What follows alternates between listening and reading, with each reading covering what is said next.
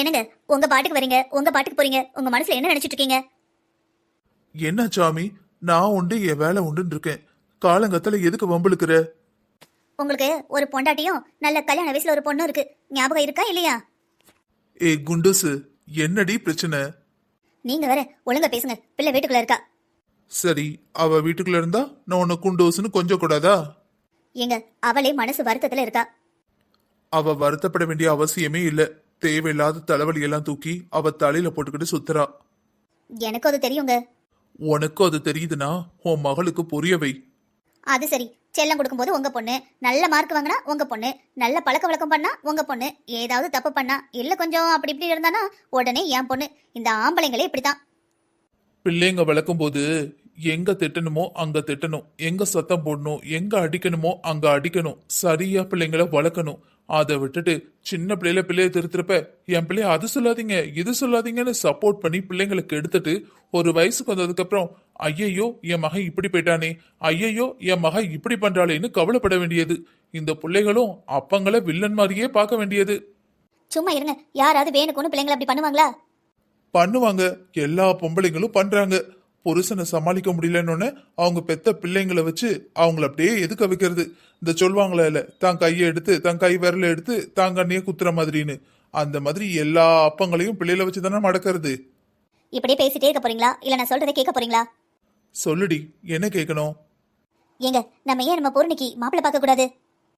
இப்ப என்ன அவசரம்? என்னங்க புரியாம பேசிட்டு இருக்கீங்க? இப்ப என்ன அவசரம்னு? அவளுக்கு கல்யாண வயசு வந்து எவ்வளவு நாள் ஆகுது? கொஞ்ச நாளைக்கு ஃப்ரீயா இருக்கட்டுமே. கல்யாணம் காட்சி நடந்துட்டுனா அதுக்கப்புறம் எப்ப பார்த்தாலும் பொறுப்பா தான் இருக்கணும். இல்லங்க, அவளுக்கு கல்யாணம் பண்ணணும், உடனடியா பண்ணணும். உடனடியா பண்ணணும்னா என்ன பண்றது?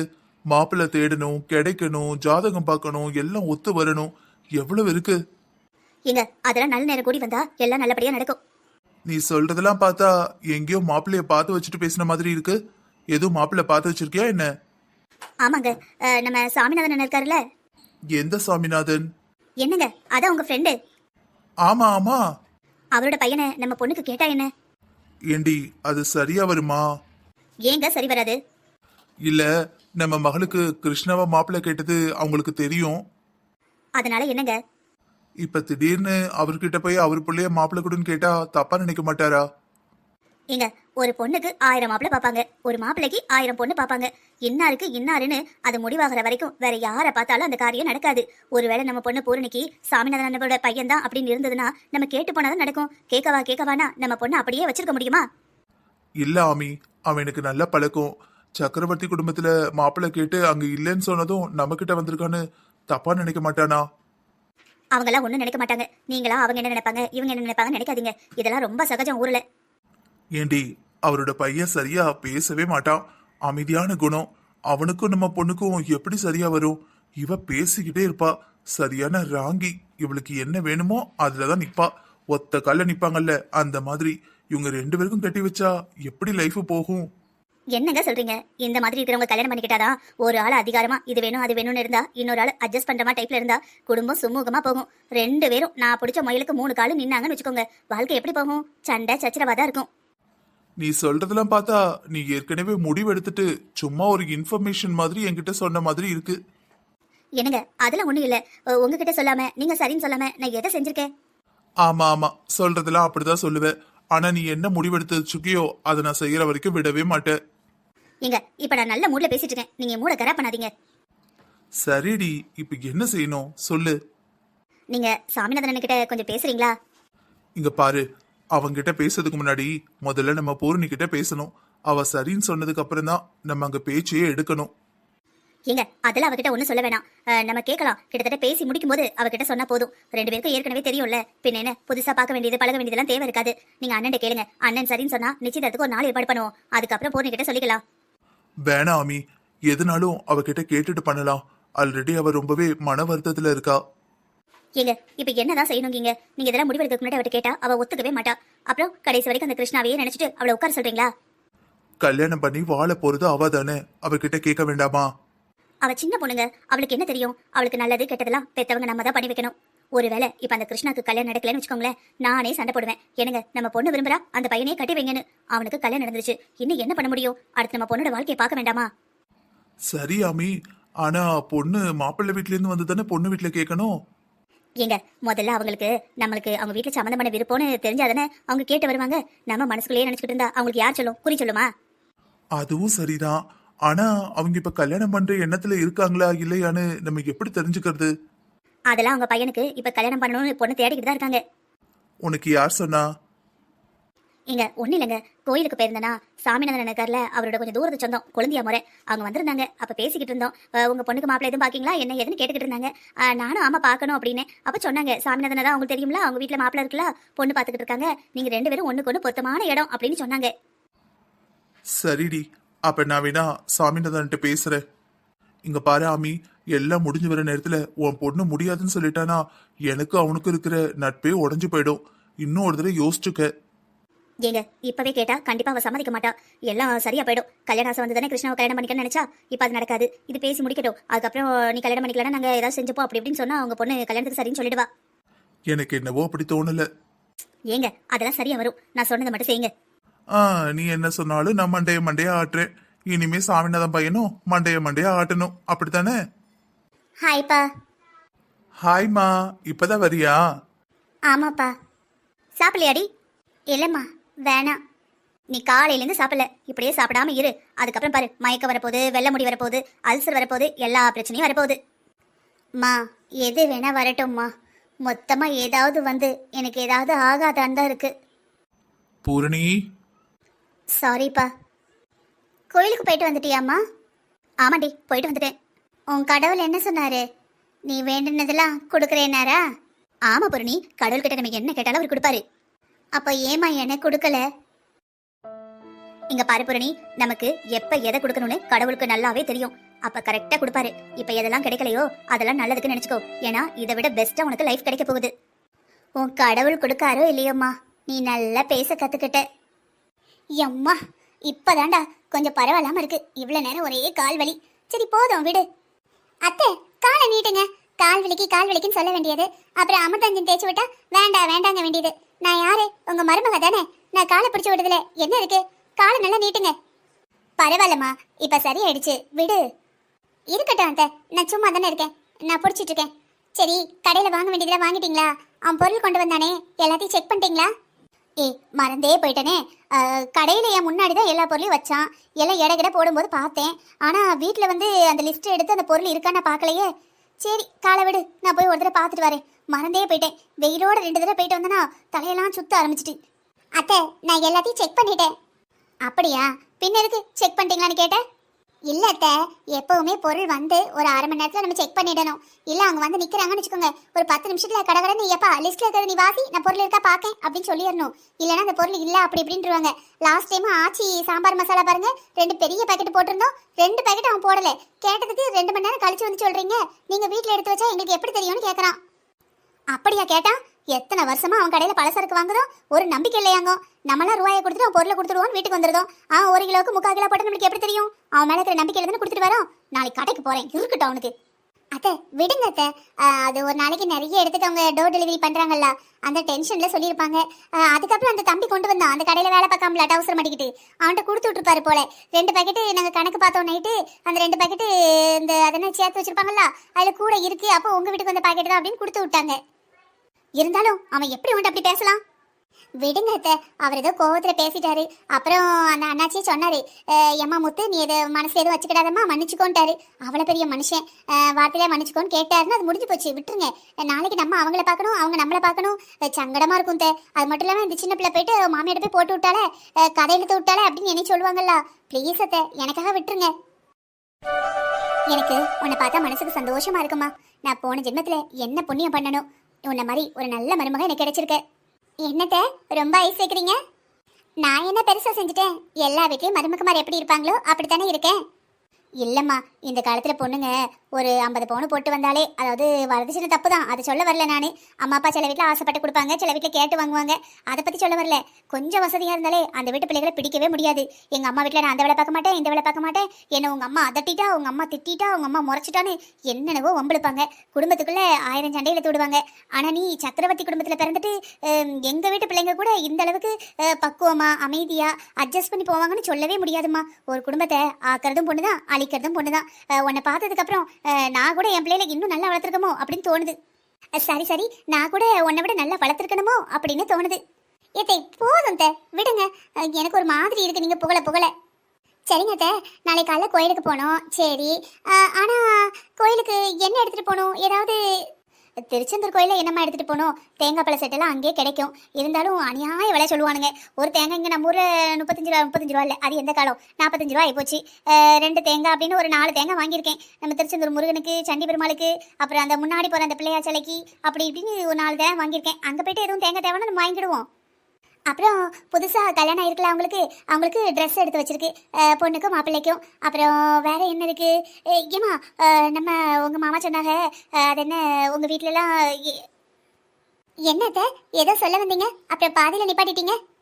அது இல்லைம்மா, நம்ம வீட்டிலேருந்து கோயிலுக்கு போகணுன்னு வச்சுக்கோங்க, கடையிலலாம் போய் சாப்பிட மாட்டோம். புளியாதரை, தக்காளி சோறு, லெமன் ரைஸு, அப்புறம் இட்லி, இந்த மாதிரி கொண்டு போயிருவோம். அவ்வளோ பேருக்கு மாத்த? ஆமாம், எல்லாரையும் கோயிலுக்கு கூட்டு போவோம். மாப்பிள்ளை வீட்டுக்காரங்க, பொண்ணு வீட்டுக்காரங்க எல்லாரும் வருவாங்க. அத்தனை பேருக்கு கடையில் போய் சாப்பாடு வாங்கினா எவ்வளோ பைசா செலவாகும். அது மட்டும் இல்லாமல் சின்ன பிள்ளைகள், கை பிள்ளைலாம் கூட கூட்டிகிட்டு வருவாங்க. அந்த பிள்ளைகளுக்கு பசிக்கும், கடை சாப்பாடு ஒத்துக்கிடாது. அதனால வீட்டிலேருந்து கொண்டு போயிடுவாங்க. அத்தை, ஆனால் ஆறி போயிடாதா? ஆறி போனாலும் நல்லா இருக்கும்மா. அது எல்லாரும் கூட்டமாக உட்காருவோம் பார்த்தியா? திருச்செந்தூரில் அந்த மாடாங்கிடம் எல்லாம் கட்டி போட்டுருக்காங்களா, எல்லாம் அங்கே போய் வச்சுட்டு அங்கே குட்டி குட்டியாக ஒரு பெட்டி மாதிரி இருக்கும், அந்த செக்யூராக பொருளை வைக்கிறதுக்கு. அதுக்கு வாடகை ரொம்ப கம்மி பார்த்துக்கோ. கொண்டு போய் முக்கியமான பொருளாக வச்சு போட்டிட்டு அதுக்கப்புறம் இலையெல்லாம் கூட இங்கேருந்து எடுத்துகிட்டு போயிடுவோம். பையில செம்பு, கிளாஸு, பை, துணி, பெட்ஷீட்டு, துண்டு என்னென்ன உண்டோ எல்லாத்தையும் எடுத்துகிட்டு போயிடுவோம். அப்புறம் அங்கே போய் இலையை கட் பண்ணி எல்லாரும் கொண்டு போன சாப்பாடை சாப்பிட வேண்டியது தான். அப்புறம் பொண்ணு, மாப்பிள்ளை, சமந்தாரி மாதிரி 4 பேர், அப்புறம் ரொம்ப சொந்தக்காரங்க, அவங்க எல்லாரும் கோயிலுக்கு போயிடுவாங்க. போய் குளிச்சுட்டு சாமி கும்பிட்டுட்டு வர்றதுக்கே மத்தியானம் எப்படி 1:30-2 ஆயிரும். வந்து பார்த்தா சாப்பாடு ரெடி ஆயிருக்கும். அத்தை, சாப்பாடு வீட்டில் இருந்தானே கொண்டு போனோம், நீங்க பின்ன என்ன குளிச்சுட்டு வரதுக்குள்ள ரெடி ஆயிருக்கோங்க? ஏற்கனவே கொண்டு போன சாப்பாடு தானே? அதாம்மா இல்லை, புளியோதரை, தக்காளி சோறு, லெமன் ரைஸு, இட்லி கொண்டு போவோம். அது எதுக்குன்னா, காலையில் 5 மணிக்கு வீட்டிலேருந்து கிளம்புவோமா, அங்கே போனோன்னு பசிக்கும்ல, சாப்பிட்டுட்டு தான் எல்லாம் காலையில் போவாங்க. ஏன்னா வர மத்தியானம் ஆயிரும் பார்த்தியா? அது போக கொஞ்சம் தூரத்து சொந்தக்காரங்க, இல்லை வயசு பிள்ளைலாம், அண்ணன், தம்பி, சித்தப்பா முறை இப்படி ஏதாவது இருப்பாங்கல்ல, அந்த ஆம்பளைங்கள்லாம் சேர்ந்து சமையல் பண்ணுவாங்க. ஒரு சோறு, ஒரு சாம்பார், அப்பளம் இல்லைன்னா வத்தல், அவ்வளவுதான். ஒரு மோர் பாக்கெட் இல்லை தயிர் பாக்கெட் வாங்கி நல்ல அதனை பச்சை மிளகாய் பிச்சு போட்டு, கொத்தமல்லி இலை கொஞ்சமாக லைட்டாக போட்டு சூப்பராக மோர் வச்சுருவாங்களா, சாப்பிட நல்லா இருக்கும் பார்த்துக்கோ. அப்புறம் நைட்டுக்கு ஒரு நேரம் வெளியே சாப்பிட்றவங்க வெளியே சாப்பிடுவாங்க, இல்லை கொண்டு போன சாப்பாடு நல்லா இருக்கு அப்படின்னா அந்த சாப்பாடை சாப்பிட்டுக்கிடுவாங்க. அத்தை, நீங்கள் சொல்கிறதெல்லாம் பார்த்தா எனக்கு ஆச்சரியமா இருக்கு. எங்கள் வீட்டிலலாம் கோயிலுக்கு போனோன்னா நீங்கள் சொன்ன மாதிரி சீக்கிரம் தான் போவோம். ஆனால் இதெல்லாம் எடுத்துகிட்டு போக மாட்டோம். ஜஸ்ட் டவலு, ட்ரெஸ்ஸு மட்டும் தான் கொண்டு போவோம். எப்போவுமே அங்கே போயிட்டு ஹோட்டலில் சாப்பிட்டுட்டு அப்புறம் வெளியே அந்த கடையிலலாம் தேங்காய் பழம் இருக்கும் பார்த்தீங்களா, அதை போய் தாத்தா அண்ணங்க வாங்கிட்டு வருவாங்க. நீங்கள் சொன்ன மாதிரி லைனில் நிற்க மாட்டோம். சிறப்பு தரிசனத்துக்குன்னு லைன் இருக்கும்ல, அதில் போய் நிற்போம். 10 நிமிஷத்தில் சாமி கும்பிட்டு முடிச்சிடுவோம். அப்புறம் என்ன பண்ணுறது, வெளியே வந்து கொஞ்ச நேரம் அந்த கடையை பார்க்கறது, அங்கே பார்க்கறது, இங்கே பார்க்கறதுன்னு சுற்றிட்டு மத்தியானத்துக்குள்ளே வீட்டுக்கு போயிடுவோம். ஏதோ எங்கேயோ வாக்கிங் போயிட்டு வந்த மாதிரி தான் இருக்கும். ஆனால் நீங்கள் சொல்கிறதெல்லாம் பார்த்தா எனக்கு ஆசையா இருக்கத்தே. நாளைக்கு போவோம்ல, வந்து பாரு. அதுவும் அங்கே ராத்திரி சாப்பிட்டுட்டு அந்த உள்ள மடத்துக்குள்ளே இடம் இருக்குல்ல, அங்கே இடம் நிறைய இருக்கும். இருந்தாலும் அந்த பின்னாடி கொஞ்சம் இடம் இருக்குமா, அதில் பாயகையை விரிச்சு அவங்க பாட்டுக்கு படுத்திருப்பாங்க. ஆம்பளைக்கு தனியாக, பொம்பளைக்கு தனியாக இருப்போமா, நம்மளுக்கு ஒரு வேலையும் இருக்காது. கதை பேச, அந்த வானத்து நட்சத்திரம், நிலாலாம் பார்த்துட்டு ஜாலியாக பேசிட்டு இருக்கும்போது அப்படியே சின்ன வயசுக்கு போன மாதிரி இருக்கும். நம்ம அம்மா அப்பாட்ட வளர்ந்தது, அண்ணன் தங்கச்சிட்ட வளர்ந்தது எல்லாம் ஞாபகம் வரும். நம்மளுக்கு 50-55 வயசு ஆனாலும் அந்த சின்ன பிள்ளைல நடந்ததுலாம் மறக்காதுல்ல. நம்ம அம்மா அப்பா கூட இருக்கும்போது எங்கெல்லாம் போனோம், என்னெல்லாம் செஞ்சோம் அப்படின்னு யோசிச்சுக்கிட்டே இருப்போம். அதுவும் கூட அம்மை, சித்தி, ஃப்ரெண்டு யாராவது வந்தாங்கன்னு வச்சுக்கோங்க, ஜாலியா இருக்கும்.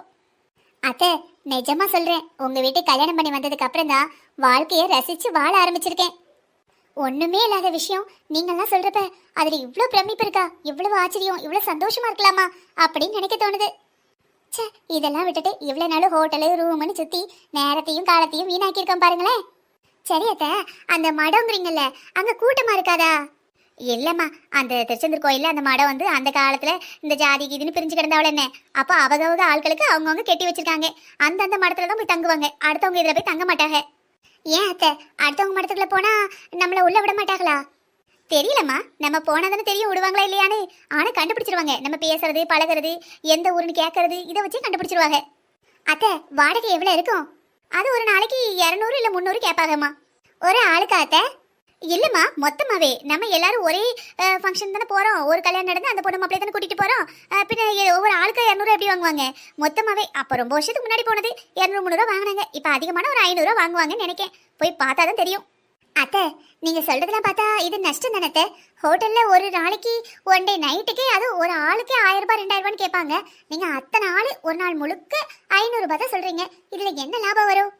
அப்படி இல்லம்மா, மடங்கிறது அந்த காலத்துல வீடு காசு பணம் இல்லாதவங்க கடவுளை கும்பிட வரும்போது குறைஞ்சபட்ச விலையில உட்காந்து தங்கி காசு இல்லாம தான் ஆரம்ப காலத்துல கடவுளை கும்பிட்டுட்டு இருந்துட்டு போறதுக்கு அந்த காலத்துல ஃப்ரீயாவே சமைச்செல்லாம் போட்டிருக்காங்க. பெரிய பெரிய ராஜாக்கள் பெரிய பெரியவங்க அப்படின்னு எல்லாம் போட்டிருக்காங்க. இந்த காலத்துல இந்த சாப்பாடு பண்ணி போறதெல்லாம் நின்று போச்சு. ஆனா அந்த மடத்து மூலமா வருமானம் வரணும்னு அதை கட்டல. அந்த இடத்த கொடுத்தவங்களும் ஃப்ரீயா தான் கொடுத்துருப்பாங்க. அந்த மடம் யாருக்கு சொந்தம்? இன்னாருக்கு தான் சொந்தம்னு தெரியலம்மா. ஏன்னா அது ரொம்ப தலைமுறையாவே மடம் மறந்துட்டு வருதுல்ல. எப்படி அந்த சொத்தை கொடுத்தவங்க இதை வாரிசு பயன்படுத்தக்கூடாது, கடைசி வரைக்கும் மடமா தான் இருக்கணும்னு எழுதியிருப்பாங்க. ஏன்னா இந்த காலத்துல சொத்து சொந்தமா இருந்ததுன்னா எவன் சும்மா விடுவான்னு சொல்லு. 2 தலைமுறை கழிஞ்சு 3ஆவது தலைமுறையே எங்க அப்பா இடம் எல்லாம் வெளியே போங்க, மடமும் கிடையாது கிடமும் கிடையாது அப்படின்னு சொல்லிடுவாங்க. ஏதோ எதையும் மாற்ற முடியாத அளவுக்கு மக்கள் தங்கட்டும், மக்கள் ஃப்ரீயா இருக்கட்டும், இது மடம் எல்லாருக்கும் பொதுன்னு எழுத போய் நான் ஒன்றும் செய்ய மாட்டாம பேசாம இருக்காங்க. அத்தை, ஆனா அவங்க அந்த மடத்தை கட்டி எவ்வளவு பேருக்கு உதவி செஞ்சிருக்காங்கல்ல. இப்ப கஷ்டப்படுற ஆட்கள்லாம் அங்க போய் தங்கறதுக்கு ஈஸியா இருக்கும்ல. ஆமாம்மா, இதெல்லாம் புண்ணியம் தான். சரிம்மா, போதும், நீ ரெஸ்ட் எடு. நான் கொஞ்சம் அந்த சுப்பம்மாச்சி வீட்டுக்கு போயிட்டு வந்துடுறேன். அத்தை, அங்க எதுக்கு போறீங்க? இல்லம்மா, சுப்பம்மாச்சி வீட்டுக்கு போயிட்டு நாளைக்கு கோயில் போறேன் பாத்தியா, பெரிய மனுஷி. அவளே ஒரு எட்டு நான் கூட்டிட்டு வந்துடுறேன். அவங்க மாவன் மாமண்டாடிலாம் பக்கத்துல இல்ல. எப்ப பார்த்தாலும் 4 சோத்துக்குள்ளதான் இருக்கா சித்தி. நான் போய் கூப்பிட்டோம்னா சந்தோஷப்படுவா. நல்ல வாழ்ந்த மனுஷி. நம்ம வீட்டுக்கு வரையா போவன்னு இருந்ததுன்னா நல்லது கெட்டதெல்லாம் சொல்லுவாங்களாமா. உங்களுக்கு நாங்க இருக்கிற மாதிரி எங்களுக்கும் அவங்க அறிவுரெல்லாம் தேவைப்படும்ல. எல்லாம் தெரிஞ்சவன் இந்த உலகத்துல யாரு இருக்கா சொல்லு. நம்ம ஒரு கஷ்டத்தை பட்டு தெரியறதுக்கு முன்னாடி வயசானவங்க சொல்லும்போது கேட்டுக்கணும். அதுவும் நல்லதுக்கு தான். அவங்களோட ஆசீர்வாதமும் வேணும்.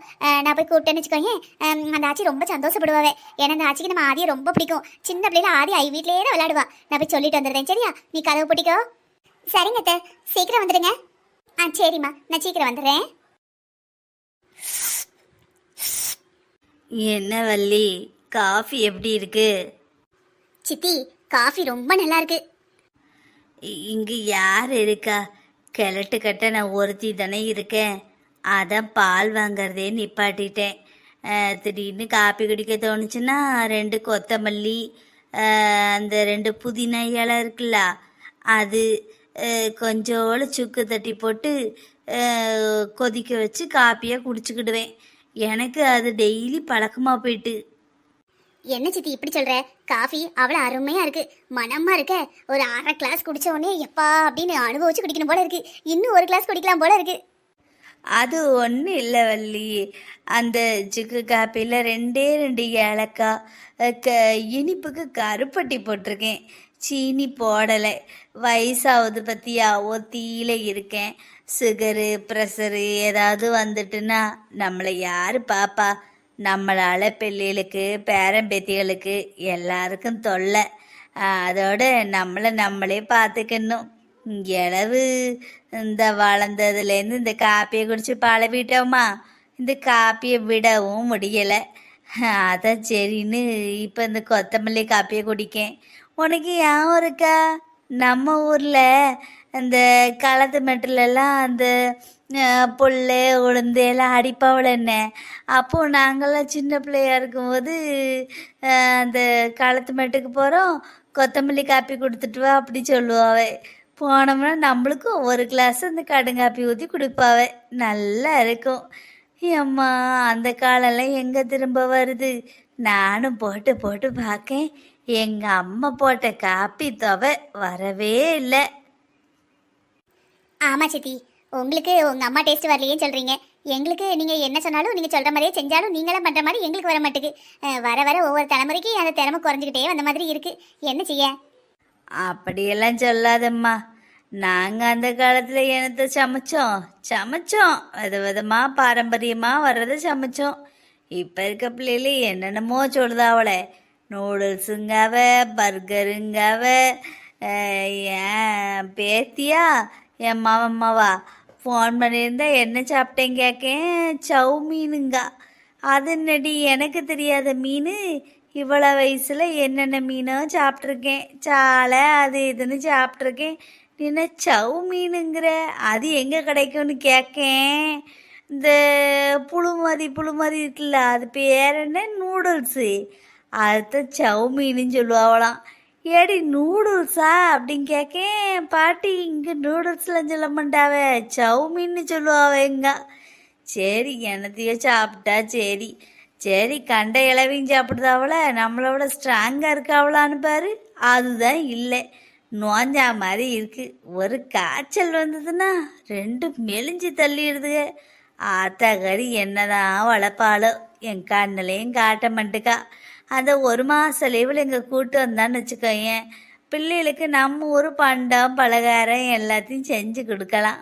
வயசான காலத்தில் நம்ம போய் வீட்டில் உட்கார முடியுமா? சொல்கிறதுக்கு என்ன வள்ளி?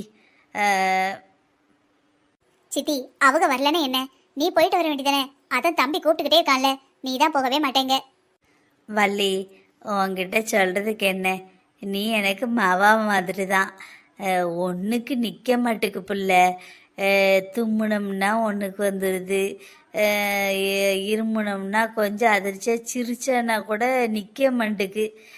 வயசான காலத்தில் எல்லா பொம்பளைகளுக்கும் எதுக்கு காலங்காலத்தில் குளிக்காவங்க?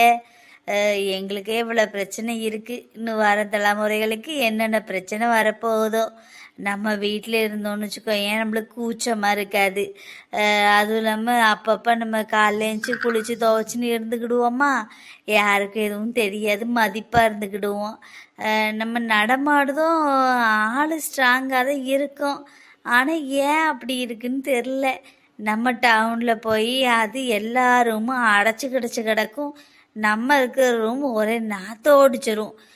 அப்புறம் மருமவா பேரம்பத்திலும் கிட்டேயே வரமாட்டாவ. அதோடு நம்ம இங்கேயே இருக்க மாட்டாம வர்ற அன்னைக்கு பார்த்துக்கிடுவோம். வரலன்னா என்ன, என் பக்கத்து வீட்டில் இருக்கிறது ஏற்று வீட்டில் இருக்கிறது. இப்போ நீங்களாம் இல்லையா? உன் பிள்ளைகளும் எனக்கு பேரம்பேத்தி தானே? சரியா சொன்ன சித்தி, என் பிள்ளைங்களும் உனக்கு பேரம்பேத்தி தான். எப்போ வேணா எங்கள் வீட்டுக்கு வா. இன்னைக்கு உனக்கு இந்த பிரச்சனை இருக்குங்க, நாளைக்கு எனக்கு வரும். வயசானா அவங்களுக்கும் வரதான் போகுது. அந்தந்த வயசில் புரியும் சித்தி. அப்புறம் மருமக எப்படி இருக்காவ? பேரம்பேத்தி எல்லாம் நல்லா இருக்காவளா? வரணும்னு நினச்சேன், எல்லாம் கேள்விப்பட்டேன். என்ன செய்ய, கால நேரம் கிரகம். எல்லாரும் அவமானப்படுதாவன்னு நம்ம குடும்பத்தில் இருக்கவிலும் அவமானப்படணும்னு இருந்திருக்கு. நம்ம எப்பேற்பட்ட குடும்பம், ஒரு சொல்லிடுவாவேன்னு பொம்பளை பிள்ளைகள் குனிஞ்சு தலை நிமிராமல் இருப்போம். இப்போ இருக்க பிள்ளைகளும் யோசிக்க மாட்டுக்குவ. நம்ம அந்த வயசில் அப்போ ஆற்ற கட்டி வச்சாவன்னா சரி, இவங்க தான் மாப்பிள்ளைன்னு முந்தின நாள் சொன்னாலும் கழுத்தை நீட்டணும். இப்போ சொன்ன கேட்க மாட்டாவ. நம்மளுக்கு படிப்பறிவு இல்லைல்ல, என்ன சொன்னாலும் மண்டையாட்டணும். இப்போ இருக்க பொட்ட பிள்ளைகள ஆம்பளை பிள்ளைகளுக்கு சம்பாதிக்காவ.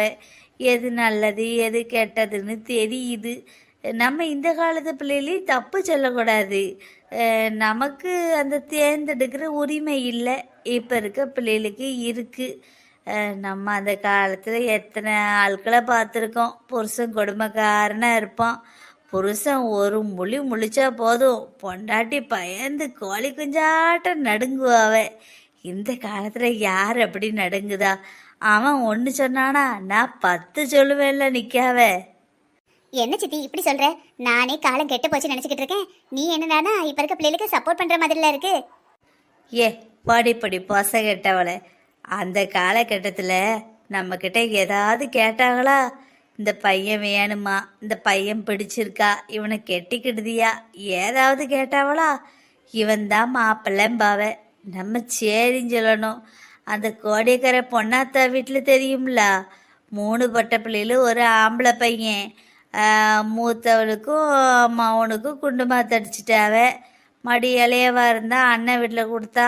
3ஆவது பிள்ளைக்கு எங்கே மாப்பிள்ளை பார்க்கன்னு பார்த்துக்கிட்டு இருந்தாவ. ஒரு வேலைக்காரன் கேட்டு வந்தான், இந்த காட்டை கொடு, உன் மவளை நான் கெட்டிக்கிடுதேன், என் மவனை பார்த்துக்கிடுதோன்னு. கூறுகிட்ட சிரிக்கி என்ன செஞ்சா தெரியுமா? இந்த காடு என் மவனுக்கு வேணும்லான்ட்டா. ஏன்னா அது கடைசி பிள்ளை கல்யாணம் நடக்கும்போது அவன் மவனுக்கு 2 பொட்டை பிள்ளைகள் இருந்தது. அப்போ என் பேரத்திகளுக்கு வேண்டாமா? மாவன் வழி தானே என் சொந்தம், அப்படி இப்படின்ட்டா. கடைசியில் அந்த பிள்ளைய பக்கத்தில் இருக்கிற ஒருத்தனும் கெட்டி வச்சாவ. அந்த பிள்ளையும் அந்த சீரழிஞ்சுது. அவன் ஆளு நல்லா தான் இருப்பான், நல்ல விஜய் மாதிரி நல்ல வெள்ளை வெள்ளை நல்லா தான் இருந்தான். பார்க்க அலங்காரமாக இருப்பான். சொல்லுவாவளை என்ன, அள்ளி முடிஞ்ச மண்டையில் ஈரும் பேணுமா இருக்கும், வெளியே சிங்காரமாக இருப்பாவன்னு. அந்த மாதிரி அவன் போகிற இடம் சொர்க்கம்னு இருப்பான். இல்லாத கெட்ட பழக்கம் இல்லை. அந்த பிள்ளை ரொம்ப கஷ்டப்பட்டா. அவளுக்கும் சோதனையை பாரு, 3 பொட்ட பிள்ளைகள். ஆனால் அந்த பிள்ளை நல்ல குரோட இருந்தா பார்த்துக்கோ. கஷ்டத்தோட கஷ்டமாக எப்படியோ தன் பிள்ளையில வளர்த்துட்டா. 3 பிள்ளைகள் வேலைக்கு போய் இன்னைக்கு நல்லா இருக்காவே. அதனால ஏக்கு சொல்ல வரேன்னா, அந்த பிள்ளைகள் நல்லா இருக்கு, இன்னைக்கு இவ நல்லா இருக்கா. ஆனால் கல்யாணத்தை புதுசில் அவள் புருஷன் குடும்பம் வைக்கும்போது என்ன கஷ்டப்பட்டிருப்பா. அப்பனை ஆத்தாவும் ஒரு உதவி செய்யலை. அந்த பிள்ளை வீடு கட்டுறா பார்த்துக்கோ. அப்போ அன்னக்கார முறைக்கு சேலை எடுக்கணும்ல, அந்த சேலையும் அவங்க அன்னக்காரன் எடுக்க மாட்டேன்ட்டான்.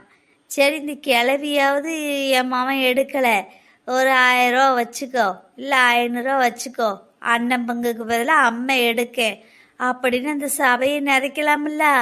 இந்த கிளவி எனக்கு என்கிட்ட எங்கே காசு இருக்குது, என் மாமன் எடுக்க மாட்டான்னு இருந்துக்கிட்டா. அந்த பிள்ளை பாவம் இன்னைக்கு நல்லா இருக்கா. ஆனால் வயசில் வாழலையில பற்றியா? அவளுக்கு இந்த காலத்து பிள்ளை மாதிரி அப்போ பேச உரிமை கிடச்சிதுன்னா இந்த பையனை நான் கேட்ட மாட்டேன், அந்த காட்டை எனக்கு கூடுன்னு சொல்லியிருந்திருப்பாள்ல. அந்த பிள்ளை கடைசி வரைக்கும் கஷ்டப்பட்டுச்சு. தான் வாலிப வயசெல்லாம் வீணா போச்சு. இது ஒரே ஒரு எடுத்துக்காட்டு தான். இந்த மாதிரி நிறைய பிள்ளைங்க வாழ்க்கை வீணா போயிருக்கு. ஆனால் இப்போ இருக்க பிள்ளைகள் உஷாராக இருக்காவே. நீங்கள் கெட்டி வச்சா நாங்கள் தானே வாழணும், வாழ முடியாது, கெட்ட முடியாது அப்படின்னு ஆரம்பத்திலே நின்றுடுதுங்க. எல்லாம் நல்லதுக்கு தான். கேள்விப்பட்டேன், எல்லாரும் வீட்டுக்கு வந்து கேட்டாவ வச்சாவன்னு சொன்னாவ.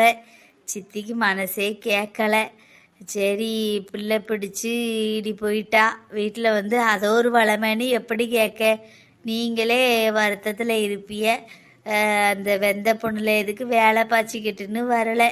வயசாயிட்டு பற்றியா, பேச தெரியாமல் ஏதாவது பேசி கஷ்டத்தில் இருக்கிற உன்னையும் மறுபடியும் கஷ்டப்படுத்திடக்கூடாதுல்ல. ஹாய் ஃப்ரெண்ட்ஸ், எல்லாரும் எப்படி இருக்கீங்க? நல்லா இருப்பீங்கன்னு நினைக்கிறேன். நாங்களும் நல்லா இருக்கிறோம். இந்த கதை உங்களுக்கு பிடிச்சிருக்கா? பிடிச்சிருக்குன்னா லைக் பண்ணுங்க. கதை எப்படி போகுதுன்னு கமெண்ட் பண்ணுங்க. நீங்க இது வரைக்கும் தமிழ் பொக்கிஷம் ஸ்டோரிஸ் சேனலை சப்ஸ்கிரைப் பண்ணாமலே வீடியோ பார்த்துட்டு இருக்கீங்கன்னா சேனலை சப்ஸ்கிரைப் பண்ணிட்டு வீடியோ பாருங்க. அப்புறம் இது போல நிறைய கதைகள் உங்களுக்காக வந்துகிட்டே இருக்கு. இந்த கதையை இதே மாதிரி கொஞ்சம் லாங்கா கொண்டு போலாமா? இல்லைங்க, எங்களுக்கு ஸ்டோரியை ரொம்பவே ஷார்ட்டா சொல்லுங்க அப்படின்னீங்கன்னா 2-3 எபிசோட்லயே முடிச்சுடலாம்.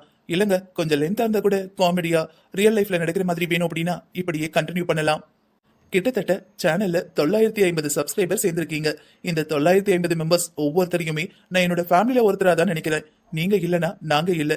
நீங்க கொடுக்குற like and subscription and comment இல்லைன்னா எங்களோட சேனலே இல்ல. மறைக்காம உங்களுக்கு பிடிச்ச வீடியோ வரும்போது தயங்காம லைக்ஸ் அண்ட் கமெண்ட்ஸ் பண்ணுங்க, சேனலை சப்ஸ்கிரைப் பண்ணுங்க. அப்புறம் சொல்ல மறந்துட்டேனே, இப்பெல்லாம் நம்ம சேனல்ல அடிக்கடி ஷார்ட்ஸ் வருது. அது உங்களுக்கு டிஸ்டர்பா இருக்கா இல்ல நல்லா இருக்கான்னு எனக்கு தெரியல. அதையும் கமெண்ட் பண்ணுங்க. டெய்லியுமே காலையில 9 மணிக்கு வீடியோ போடணும் தான் ரொம்பவே ட்ரை பண்றோம். சில நாட்கள்ல முடியாம போயிடுது. கோபப்படாதீங்க, முடிஞ்சளவு சரியா 9 மணிக்கு அப்லோட் பண்றேன். சீக்கிரமாவே நம்ம ஃபேமிலியில 1K ரீச் ஆயிடும் நினைக்கிறேன். உங்களோட ஆதரவு இருந்ததுன்னா நன்றி.